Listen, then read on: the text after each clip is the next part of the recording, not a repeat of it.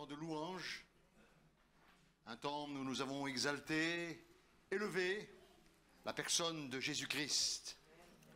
Et après ce temps, eh bien, il est bon de se pencher sur la parole de Dieu. Et ce matin, donc, ce que Dieu a à nous dire. Alors j'aimerais que l'on puisse lire un texte dans l'Épître aux Éphésiens, chapitre 6. Nous lirons à partir du verset 10. Éphésiens, chapitre 6, verset 10. Au reste, fortifiez-vous dans le Seigneur et par sa force toute puissante. Revêtez-vous de toutes les armes de Dieu afin de pouvoir tenir ferme contre les ruses du diable. Car nous n'avons pas à lutter contre la chair et le sang, mais contre les dominations, contre les autorités, contre les princes de ce monde de ténèbres, contre les esprits méchants dans les lieux célestes. C'est pourquoi prenez toutes les armes de Dieu, afin de pouvoir résister dans le mauvais jour et tenir ferme après avoir tout surmonté.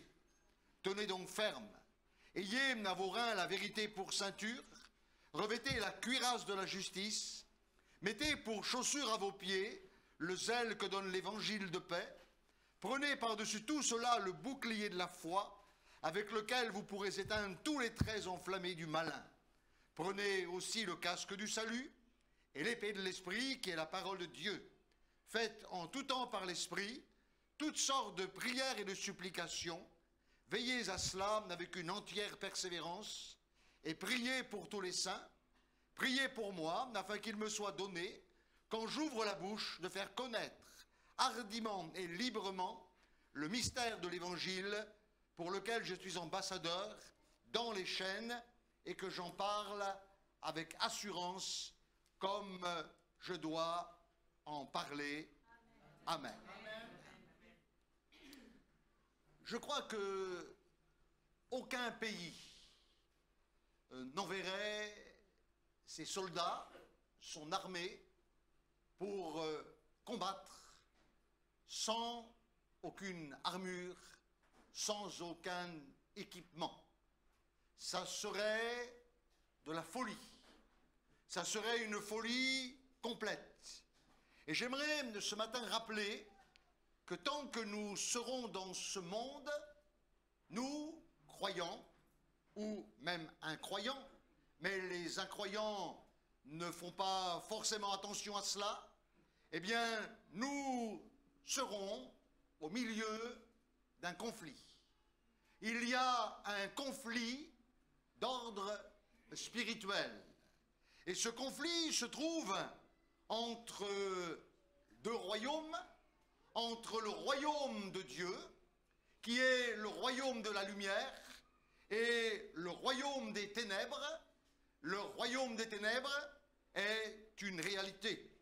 Mais en tant que chrétien, en tant que croyant, j'aimerais ce matin vous rassurer, parce que nous sommes du côté du vainqueur. Amen. Nous sommes de son côté à lui. Et une église qui est combattante a besoin de protection, car l'ennemi de notre âme essaiera toujours de trouver un endroit où il aura la possibilité de s'infiltrer, la possibilité de rentrer afin de détruire. L'apôtre Paul, dans son enseignement, j'aime beaucoup l'enseignement de l'apôtre Paul, parce que c'est l'enseignement de l'Église, c'est l'Église qui est concernée, et dans l'enseignement de Paul, eh bien, il va s'inspirer, voyez-vous, de ce soldat romain, du légionnaire romain. Je pense qu'il est en prison et il est gardé par un soldat, il est gardé par un légionnaire romain, et il l'a là devant lui, et inspiré par l'Esprit Saint, Paul va écrire à l'église d'Éphèse, une très belle église, l'église d'Éphèse. Mais non seulement à l'église d'Éphèse, mais à l'église de tous les temps. Et ce matin, eh bien, à l'église de Beau-Soleil, à cette église qui est dans le cœur de Dieu. Et Paul, dans son enseignement, eh bien, par exemple, dans 2 Corinthiens, chapitre 6, verset 7, il va nous parler des armes offensives et des armes défensives. Le croyant possède des armes offensives et des armes défensives. Et il a besoin, et on a besoin ce matin, eh bien, de voir ensemble la panoplie complète que Dieu offre afin que nous soyons équipés et prêts pour ce combat victorieux. Amen. Alors, est-ce que vous êtes prêts ce matin à vous laisser équiper?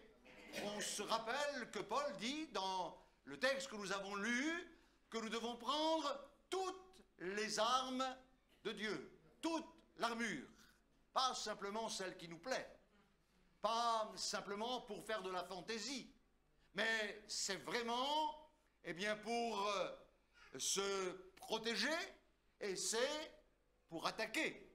On n'est pas simplement là pour se protéger. On n'est pas simplement là, eh bien, pour mettre les mains sur la tête et se protéger. Mais on se protège certes, mais on attaque également, béni soit le nom du Seigneur. Alors, l'apôtre va dire, eh bien, il est important d'avoir au rein la vérité pour ceinture. La ceinture de la vérité. La ceinture, eh bien, c'est important de l'avoir. Parce que la ceinture, elle nous permet, eh bien, de rassembler nos forces. Et la ceinture également, c'est important donc pour le soldat de Christ. J'ai souvent l'occasion donc d'être avec les gendarmes, avec la police, et lorsque je les regarde, et je regarde leur ceinture, eh bien, elle est attachée, et à leur ceinture, il y a le revolver, il y a de l'autre côté ce qu'ils appellent les pinces, ou les menottes, hein? Et il y a donc tout un armement à la ceinture du gendarme ou du policier. Le soir, quand il rentre chez lui et qu'il enlève la ceinture, eh bien, il enlève tout ce qu'il a, la ceinture de la vérité. Et Dieu nous appelle, eh bien, ce matin, à vraiment avoir cette ceinture de la vérité. Dieu nous appelle à être vrai dans nos paroles, dans nos actions, à marcher selon la vérité, et dans la vérité, à agir avec vérité et droiture. C'est la normalité pour le disciple du Christ. C'est quelqu'un, nous dit la parole de Dieu, et c'est Jean qui dira cela dans le 3e de Jean, chapitre 3, verset 4. « Je n'ai pas de plus grande joie que d'apprendre que mes enfants marchent dans la vérité. » Amen. Mes enfants marchent dans la vérité, et Dieu dit, au travers de la bouche de Jean, « Je n'ai pas de plus grande joie que d'apprendre que mes enfants marchent dans la vérité. » Jésus est la vérité, et il est dit également que la vérité va nous rendre libres. Amen. La vérité nous affranchit. C'est la vérité qui nous rend libres. Le mensonge nous rend esclaves, mais la vérité nous rend libres. Et David dira dans l'un de ses psaumes, le psaume 51, il dira au verset 8, « Tu veux que la vérité soit au fond de mon cœur. Tu veux que la vérité soit au fond de mon cœur. » Et l'armure du croyant, eh bien, commence par là. elle commence par là, d'abord, la ceinture de la vérité. La ceinture de la vérité. Pourquoi qu'elle commence par là?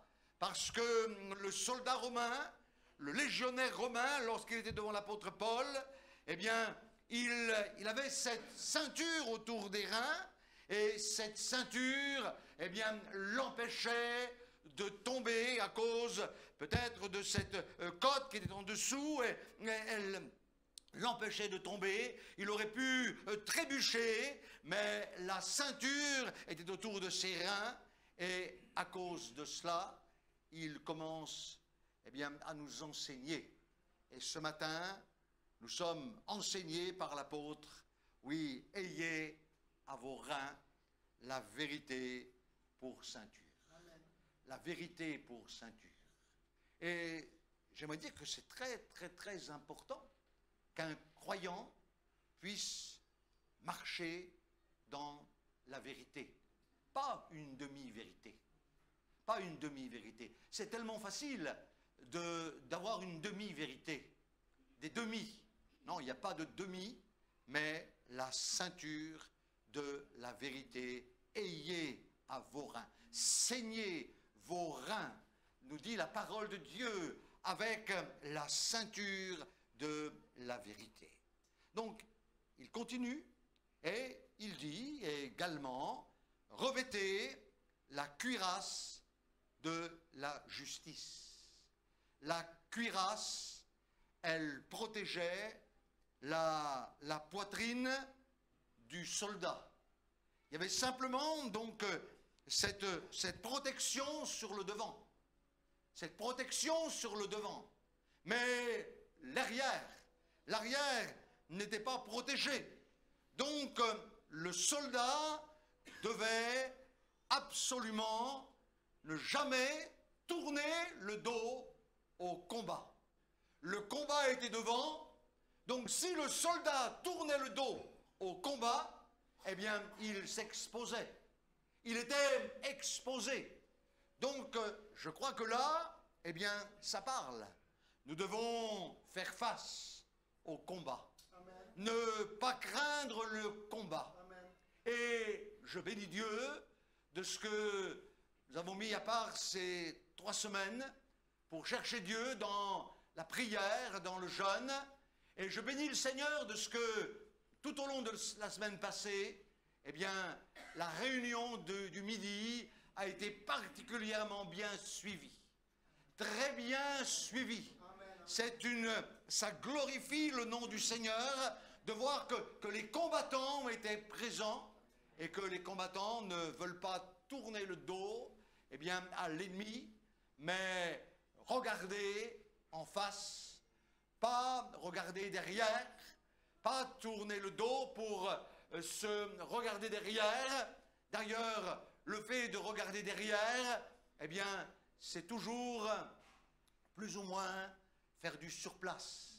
Paul dit, je fais une chose, oubliant ce qui est en arrière, amen, me portant vers ce qui est en avant. Je cours pour remporter le prix de la vocation céleste en Jésus-Christ. Je regarde vers l'avant. Et le soldat avait cette protection sur le devant et il faisait face à son ennemi. On se rappelle que la cuirasse de la justice, eh bien, nous sommes gratuitement justifiés par la foi en Christ. Qui ce matin croit qu'il est justifié par la foi? Moi, je lève les 2 mains. Hein? Et je pourrais les 2 pieds également. Mais les 2 mains sûres. Je sais que je suis justifié par la foi en Christ. Je suis et vous êtes. Eh bien, si vous avez reçu Jésus, vous êtes juste au regard de Dieu. Vous êtes juste au regard de Dieu. C'est une réalité. Dieu, lorsqu'il vous regarde comme quelqu'un de juste, pas comme quelqu'un de propre juste, parce qu'il y a des propres justes, beaucoup de propres justes. Je connais un monsieur qui est détenu en prison, et lorsque je parle avec lui, il me dit toujours, mais Est-ce que tu as vu, Christian, mais celui-ci, qu'est-ce qu'il a fait? Et lui, là, qu'est-ce qu'il a fait? Et celui-là, qu'est-ce qu'il a fait? Et lui, qu'est-ce qu'il a fait? Et lui, j'ai envie de lui dire, et toi, qu'est-ce que tu as fait? Mais comme je suis miséricordieux, je ne veux pas lui dire. Je ne veux surtout pas le blesser. Mais je le pense quand même. Hein? Lui, peut-être qu'il se croit comme... il prend pour un propre juste. Hein? Et il y a comme ça, il n'y a pas que là qu'il y a des propres justes. Peut-être ce matin, eh bien, tu te considères comme un propre juste, comme quelqu'un qui n'a rien à se reprocher. Hein? Oui, aux yeux de Dieu, eh bien, Dieu te voit comme quelqu'un de juste. Peut-être pas aux yeux des hommes, peut-être pas aux yeux de l'ennemi de ton âme, parce que la Bible l'appelle l'accusateur des frères. Il les accuse jour et nuit, et la Bible dit, et j'aime ce verset de Romains 8, verset 1er, il n'y a donc maintenant aucune condamnation pour ceux qui sont en Jésus-Christ. Il n'y a maintenant. Moi, c'est ce mot-là qui m'enchante. Maintenant. Maintenant là. Il n'y a plus aucune condamnation pour ceux qui sont en Jésus-Christ. Pour ceux qui sont en Jésus-Christ. Et Jean dira dans son épître, au chapitre 3, verset 21, « Si notre cœur ne nous condamne pas, nous avons de l'assurance devant Dieu. » Nous avons de l'assurance devant le trône de Dieu. Nous sommes remplis d'assurance parce que nous avons revêtu la cuirasse de la justice. Nous sommes protégés, nous sommes propres, lavés dans le sang de Christ, lavés dans le sang de l'agneau, quelles que soient nos vies, quels que soient les péchés que nous ayons commis. Nous sommes lavés dans le sang de l'agneau, dans le sang de Christ. Nous sommes lavés. Un péché confessé, c'est un péché qui est lavé, un péché qui est purifié. Il n'y a plus aucune condamnation pour ceux qui sont en Jésus-Christ. Et il est important d'avoir cette cuirasse de la justice. La cuirasse de la justice. Une cuirasse sans faille, sans aucune faille. On se rappelle dans l'Ancien Testament, dans le livre des rois, de ce roi qui est un roi d'Israël, le roi Akab. Le roi Akab, c'est un homme qui était injuste, un homme qui était faible, d'une grande faiblesse. Il se laissait manipuler par sa femme, la reine Jézabel, une reine impie qui a entraîné le peuple de Dieu dans l'idolâtrie, dans la débauche. Cette reine a entraîné le peuple de Dieu loin de la face de Dieu et dans un combat que Akab a mené. Il y a une flèche qui a été tirée et qui a frappé le roi Akab au défaut de la cuirasse. Il y avait un défaut à sa cuirasse. Nous, notre cuirasse, celle que Jésus nous a donnée, celle que la parole de Dieu nous donne, elle est sans défaut. Amen. Elle est sans défaut. C'est la cuirasse de la justice. Revêtez la cuirasse de la justice. Et la justice ou la justification, eh bien, c'est quelque chose d'important dans la vie d'un croyant, dans le combat. Et plus vite on apprend l'importance de la justification, l'importance d'être justifié, et plus vite on progresse, plus vite on avance, plus vite, eh bien, on connaît le cœur de Dieu, un cœur qui ne condamne pas, un cœur qui ne condamne pas, mais un cœur, eh bien, qui aime. Le cœur de Dieu est un cœur qui aime, béni soit le Seigneur. Maintenant, dans l'armure. Il y avait aussi, eh bien, les chaussures. Alors, il nous est dit là, mettez pour chaussures à vos pieds le zèle que donne l'évangile de paix.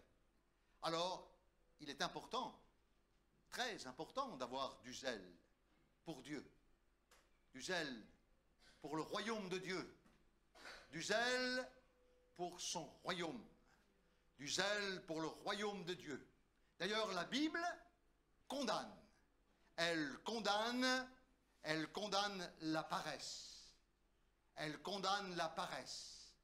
Si vous lisez le livre des Proverbes, vous verrez combien de fois la Bible parle, eh bien, pour le paresseux. Le paresseux. Le paresseux, il a du mal, eh bien, à mettre sa nourriture à sa bouche. Il prend. Il faudrait l'aider. Il est paresseux. Le paresseux dit, on ne sort pas parce qu'il y a un lion dehors. On ne sort pas. La Bible condamne la paresse. La Bible condamne. Et la Bible nous dit que nous devons nous armer du courage dans le combat. Le courage que nous donne l'évangile de paix. L'évangile de paix. Oh, l'évangile, c'est un évangile de paix. Et quand je parle de l'évangile comme étant une puissance de Dieu. Une puissance de Dieu. J'aimerais dire que quand on connaît l'évangile, on ne peut pas être paresseux. Quand on connaît la puissance de l'évangile, c'est impossible de garder de la paresse dans son cœur. C'est impossible. Je dis c'est impossible parce que l'évangile est encourageant. L'évangile nous encourage. L'évangile nous stimule au service de Dieu. Nous sommes stimulés au service de Dieu. Stimulés. Oh, alléluia. L'évangile nous stimule. Quand on lit les écrits de Jésus, il dit « Allez par tout le monde ». Il dit « Allez annoncer, allez prêcher, allez dites, allez guérissez les malades ». C'est impossible, eh bien, d'avoir l'évangile, de connaître l'évangile et de rester quelqu'un de paresseux. C'est impossible. Le zèle de ta maison me dévore. Amen. Le zèle de ta maison me dévore. L'évangile fait de nous des hommes et des femmes zélés. L'apôtre Paul dit dans les Romains chapitre 12 verset 11 « Ayez du zèle et non de la paresse ». Allez, servez le Seigneur. Allez, servez-le. Servez-le. Ne t'occupe pas de ce que tu vas dire ou pas dire. Et si tu te trompes, trompe-toi avec assurance. Mais vas-y. Mais vas-y. Alléluia. N'attends pas d'être parfait pour servir. Parce que tu ne seras jamais parfait. À moins que tu te prénommes parfait. C'est possible. Si ton prénom c'est parfait, c'est sûr que tu es parfait. Ou si ton nom est parfait, tu es parfait. Mais parfait dans le Seigneur. Non, tu ne le seras jamais. Alors si tu attends d'être parfait, eh bien tu le seras dans l'éternité. Hein? Mais dans l'éternité, tu n'auras plus besoin de zèle, c'est fini. Parce que tu seras dans la présence du Seigneur. Amen. Alléluia, avec le roi, avec le maître. Oui, servez le Seigneur. Les chaussures du soldat étaient des chaussures, eh bien, qui étaient cloutées pour mieux adhérer le sol. Et quand il avançait sur des sols glissants, eh bien, avec les chaussures qu'il avait, il ne glissait pas. Il ne glissait pas, mais il avançait. Le zèle est un zèle qui est accrocheur. Le zèle nous accroche. Quand à nos pieds nous avons, eh bien, pour chaussure le zèle que donne l'évangile de paix, nous sommes accrochés. Oh, nous accrochons et nous ne glissons pas, béni soit le Seigneur, et nous annonçons la paix qui est en Jésus. La paix que le Christ donne. La paix, pas la guerre, mais la paix. Pas le trouble, mais la paix. Le christianisme, c'est un évangile de paix. C'est un évangile de paix. Oh, alléluia. Et on est là comme étant des hommes et des femmes de paix. On doit apporter la paix. Pas la guerre, mais la paix. La paix. Apporter la paix dans les vies. Et même si quelque chose nous contrarie, même si quelque chose nous embête, même si quelque chose, eh bien, nous ne le comprenons pas facilement ou forcément, on ne comprendra pas tout. Un jour, on comprendra. Mais je crois qu'on est là, eh bien, pour apporter la paix. Une parole de paix. Parce que notre armure, eh bien, est comprise, eh bien, de ces chaussures que donne l'évangile de paix, le zèle que donne l'évangile de paix. Puis il y a aussi le casque du salut. Alors on sait que le casque protège la tête, notre tête, ma tête, dit un passage du livre des rois. Ma tête, oui, ma tête. Ma tête, elle a besoin d'être protégée. Parce que ma tête, c'est là où se trouve le siège de mes pensées, le siège de mes réflexions. Ma tête est très importante et c'est la partie la plus exposée et je dirais la partie la plus fragile du corps. La tête, c'est la partie la plus fragile du corps. Un coup sur la tête, ça peut être dramatique. Un coup sur la tête, ça peut être dramatique. Et j'aimerais dire que l'ennemi va attaquer notre tête. Il va essayer de placer et de nous transpercer avec des doutes, avec des pensées de doute. C'est comme cela, eh bien, qu'il a ébranlé Ève. Il l'a ébranlé. Il l'a ébranlé par un mensonge.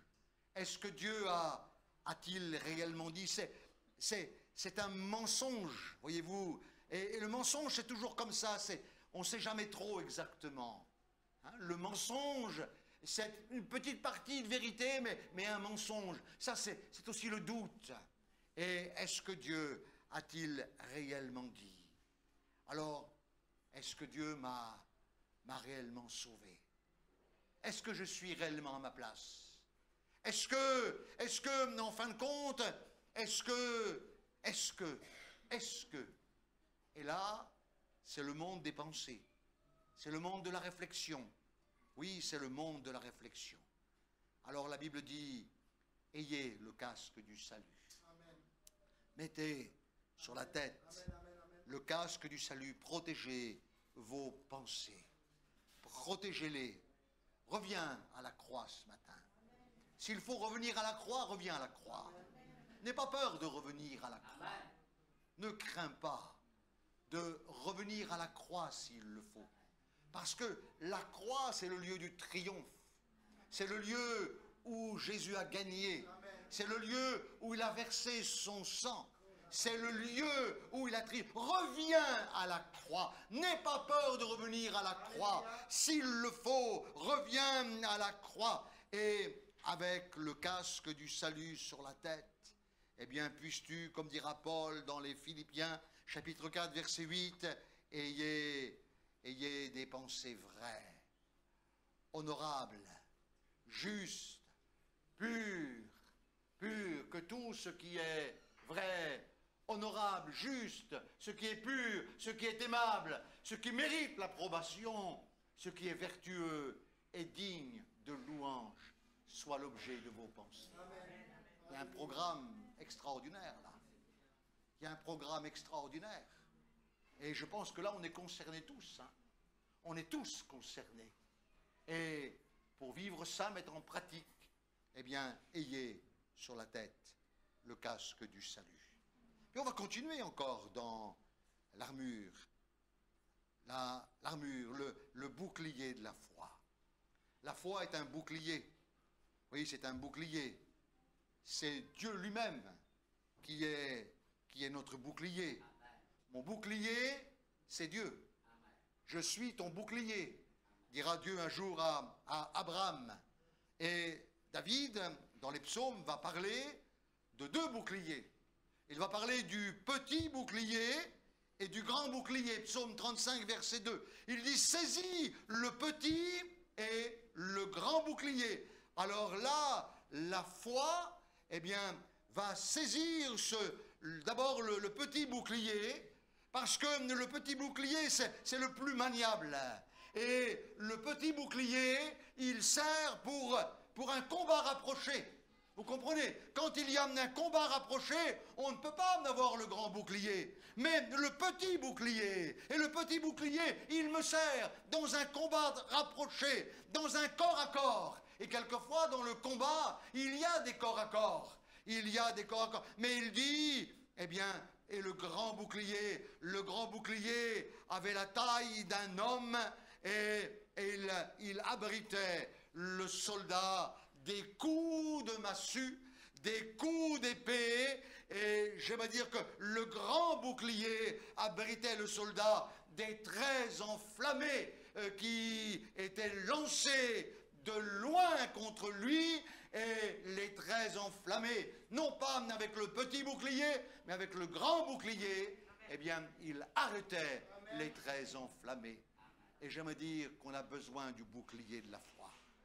Parce qu'aujourd'hui encore, il y a des traits enflammés qui sont lancés tous les jours. Il y a des traits enflammés qui sont lancés. Là,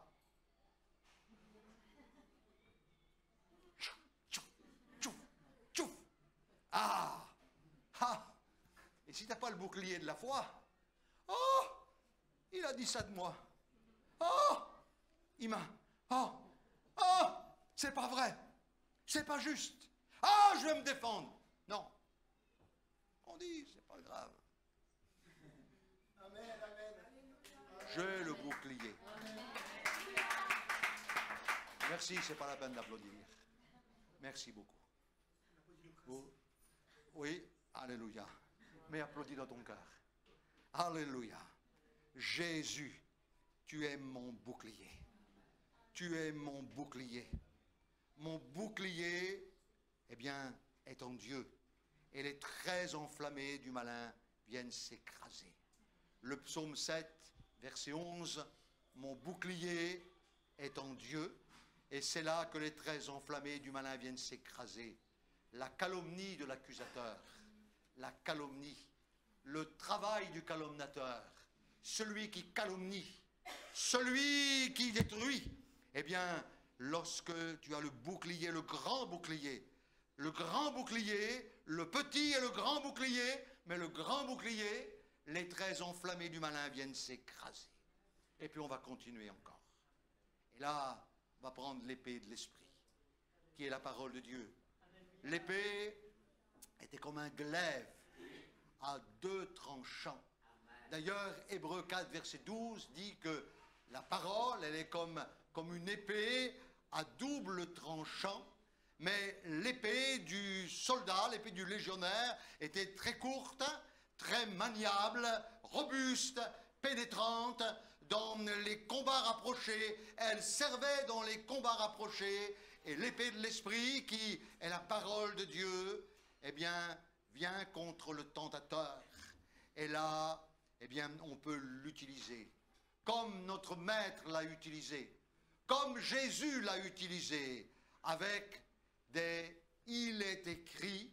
Jésus lui dit « il est écrit » et la parole de Dieu, l'épée de la parole de Dieu, vous pouvez en être sûr, c'est une parole qui est épurée. Elle est pure, elle est propre, elle est nette, c'est la parole de Dieu. Il est dit dans le psaume 12, verset 7, que la parole de Dieu est 7 fois épurée. Les paroles de l'Éternel sont des paroles qui sont pures, un argent éprouvé sur terre et au creuset, et elle est 7 fois épurée. Ça veut dire la perfection. La Bible, le chiffre 7, c'est le chiffre de la perfection. La parole de Dieu est parfaite. Et je peux avoir, eh bien, l'épée de l'esprit. Est-ce que vous avez l'épée de l'Esprit? Est-ce que vous vous servez de l'épée de l'Esprit pour contredire, pour apporter la vérité, pour ne pas se laisser prendre par le mensonge de l'ennemi? Avoir cette épée et pouvoir l'utiliser. Béni soit le nom du Seigneur. J'ai besoin de cette épée. Et puis enfin, faites en tout temps par l'Esprit toutes sortes de prières. Alors, je suis vraiment émerveillé de voir qu'un homme comme l'apôtre Paul, c'était quelqu'un, Paul. C'était quelqu'un. Hein, c'était vraiment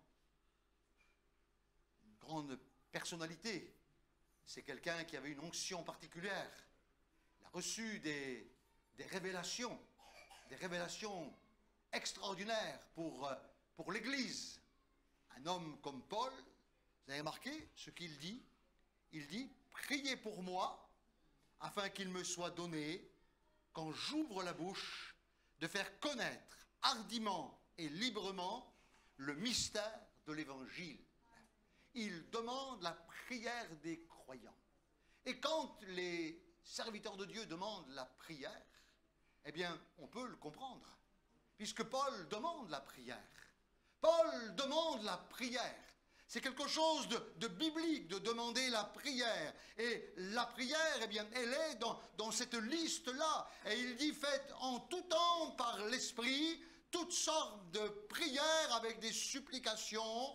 Et j'aime dire qu'avec notre langue maternelle, on peut prier. Avec nos mots, eh bien, on peut prier. Mais il y a une prière dont la Bible parle, c'est la prière en esprit, la prière qui est très efficace, la prière en esprit, ou en un mot, la prière en langue.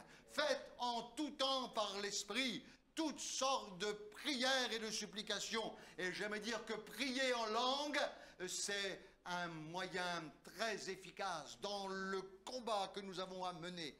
Parce que celui qui parle en langue, celui qui prie en langue, 1 Corinthiens 14, 2, eh bien, ne parle pas aux hommes, mais à Dieu, et personne ne le comprend. C'est ton esprit qui lit des mystères, et celui qui parle en langue, il s'édifie lui-même. Qui est-ce qui va vous empêcher de parler à Dieu?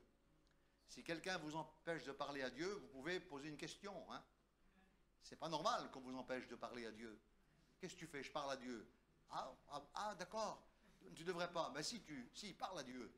Hein? Il parle à Dieu et il s'édifie lui-même. Lorsque tu parles en langue, tu t'édifies toi-même. Alléluia. Tu t'édifies toi-même. Moi, ce matin de bonne heure, hein, je me suis édifié moi-même. Hein? Dans un temps où, avant de venir ici, hein, avant de monter sur l'estrade, je me suis d'abord édifié. Parce que comment je peux vous édifier si je ne m'édifie pas? Hein, ça ne pourra pas aller. Hein, c'est creux, c'est sec, c'est de la paille. Hein, mais on a besoin d'abord de s'édifier soi-même et le parler, la prière en esprit. Eh bien, c'est vraiment un moyen. Combattre suivant les règles. La parole de Dieu dit de combattre suivant les règles. Et Jude dira, au chapitre 1er, verset 20, vous édifiant vous-même sur votre très sainte foi et priant par le Saint-Esprit. Est-ce que ce matin, je me laisse équiper dans le combat que j'ai à mener? Dans le combat que j'ai à mener, je veux revêtir l'armure du croyant, l'armure spirituelle. Je veux la revêtir. Oui, c'est mon armure. Elle est à ta taille. Pour chaque croyant, il y a une armure spirituelle. Et l'armure spirituelle que nous avons ce matin, c'est la même que Paul avait. C'est la même que l'Église primitive avait. Elle n'a pas changé. Elle ne s'est pas modernisée. Il n'y a pas de mode là-dessus. Dans le monde, il y a beaucoup de modes. Hein, ce qui est fait hier, aujourd'hui, c'est tout ridicule. Hein, mais il n'y a pas de mode. C'est l'armure du croyant. Oui, je veux revêtir cette armure. Je veux la revêtir et je veux tenir ferme. Oui, je veux tenir ferme. Je veux te dire ferme contre les ruses du diable. Je tiens ferme ce matin contre les ruses du malin, parce que j'ai l'armure, et l'armure du croyant va me permettre de me défendre. Oui, bien sûr que je vais me défendre, mais pas simplement me défendre. Je vais attaquer également. Allez, on va attaquer dans la prière cette semaine. On va m'attaquer devant le trône de Dieu. On va attaquer et on va gagner, parce qu'on a déjà gagné d'avance, parce que Jésus a gagné, parce qu'on va triompher en lui. Alléluia! Oui, Dieu est avec toi ce matin. Dieu est pour toi. Ne crains pas, mais revêt l'armure. Revêt ton armure. Ah, je t'en supplie, revêt-la. Ne discute pas, mais revêt l'armure. Dis, Seigneur, je revêt cette armure entière, complète. Oui, je la veux. J'en ai besoin. J'en ai besoin. J'en ai assez d'être attaqué dans mes pensées, attaqué par toutes sortes de propos. J'en ai assez maintenant. Je revêt l'armure et j'avance dans le nom de Jésus-Christ, dans le nom de Jésus-Christ, dans le nom du Sauveur, dans le nom du Seigneur. Que Dieu nous aide à être revêtus de l'armure. Ne l'enlève pas le soir pour la mettre le matin. Tu en as besoin jour et nuit. Une fois que tu l'as revêtue, tu la quittes plus, c'est fini. Ah, oui, mais pour dormir, dors d'un œil. Hein? Revêt l'armure. Revêt-la. Béni soit le Seigneur. On va peut-être se lever ensemble. Et je vais demander à Edwige et à Jérémie, voilà, de jouer